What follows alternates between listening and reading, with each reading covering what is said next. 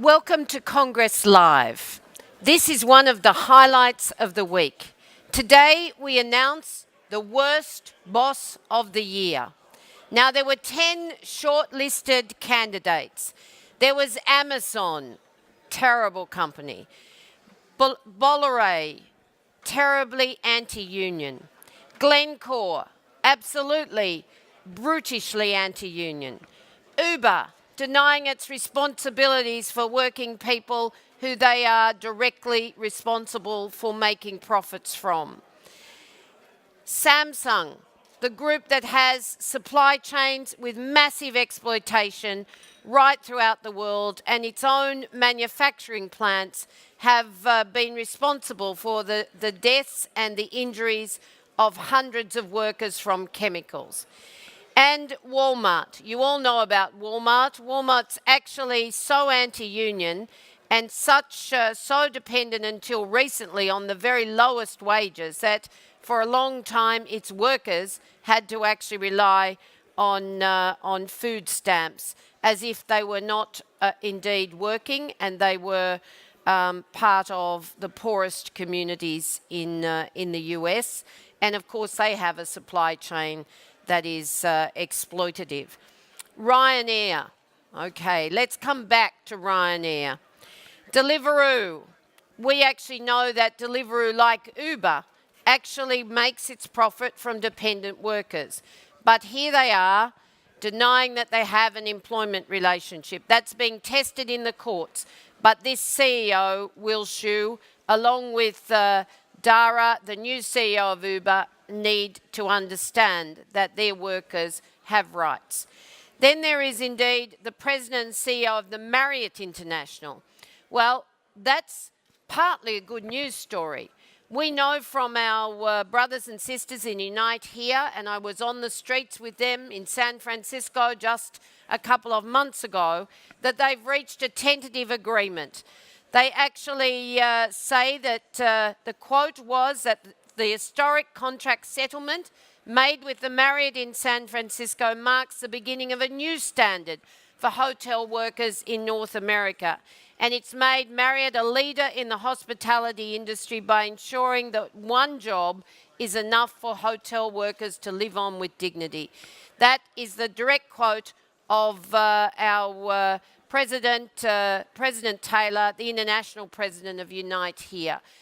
That victory is really significant, and it came about from challenging the poor behaviour of that company. And indeed, as we went through this list, we also had Harvey Weinstein. Now, he was the former CEO of Miramax. You know why he's on the list. The atrocities of his treatment of women, the bullying, the harassment, the demands about sexual favours for promotion and work is not ever acceptable. And silence can never be a condition of employment. So he's there for the unions to make a point that this behaviour is not acceptable. And of course we want a convention next year at the ILO that eliminates violence against women and men in the workplace. I want to tell you that Samsung has now opened a conversation with the unions, with Industrial and the Secretary, Walter Fratis, with myself and with others. We know that our support for the Korean unions and others in the supply chain has absolutely made a difference, but they're a big group. This is just with their manufacturing technology sector, and we need to keep up the pressure. But I have to say, despite being contacted by some of the CEOs, I didn't get a call from Jeff Bezos. I wonder why. Well, with the ITF and indeed Uni, we are taking on a campaign with unions around the world that is determined to break up Amazon, and you'll see more about that in the months to come. But let's get to the winner. The 2014 winner goes to a man, the 2018 winner goes to a man who says for the last 30 years, hell would freeze over before there would be unions in his company. It's a man who built his company on low cost, low wages. It's a business model which exploits workers, and he knew it from the beginning. It's a man who fired workers for forming a union, a man who faced the biggest walkout in its history this year. It's a man called Michael O'Leary of Ryanair, the low-cost airlines, the bottom feeders which flies throughout Europe.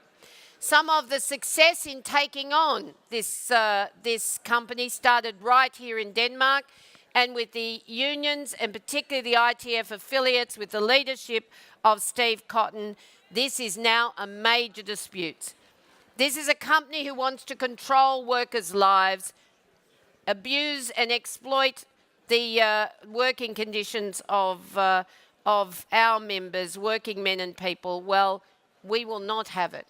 ITF, unions with our affiliates, they're standing up to Ryanair. We're proud of their work.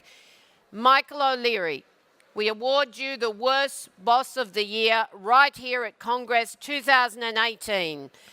That's a shameful tag to have. And to talk about why this company's in such a terrible reputational state with the unions, I have with me none other than Steve Cotton, the General Secretary of the ITF, the International Transport Federation, and a great partner in the struggle for rights and fair wages and decent working conditions. Steve. Thanks, Sharon. Good afternoon, everyone. I want to say it's no surprise. Michael O'Leary has been promoting unfair employment practices throughout the history of Ryanair.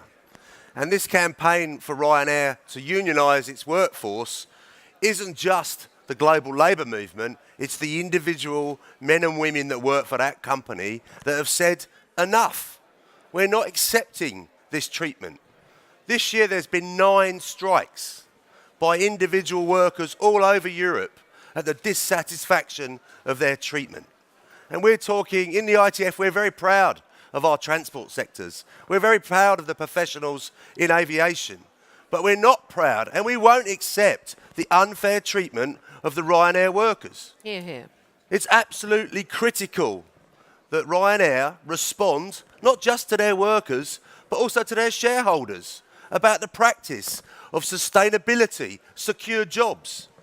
Those men and women that work for Ryanair are proud to be in aviation, but they want dignity in the workplace. And we in the ITF and the ITUC and all the other global union federations will do everything we can to support them to get good collective bargaining agreements all across Europe, whether it's the smallest airport that Ryanair use or one of the biggest ones. The ITF and the unions and their workers will recognise his title as the worst boss and will continue to promote and fight for the rights of the Ryanair workers. So I just want to thank the ITUC members for making the right decision. There's probably too many transport companies on your list, Sharon, and we'll take them one by one too. But for the ITF, this is a benchmark moment. This is an opportunity to highlight what isn't acceptable. And Michael O'Leary, we're coming for your workers, and we're coming to make sure they have dignity and self-respect, and health and safety is paramount in all transport sectors, and in particular in aviation. So I just want to thank the ITUC for promoting the Ryanair campaign and the abuses of the employment, and the work continues. 1 year ago, they agreed to recognise unions. 1 year ago. And now we've got nearly 50% in some case of dialogue or recognition. That means there's 50% to go, and we're coming for them. Excellent. So are there any questions out there?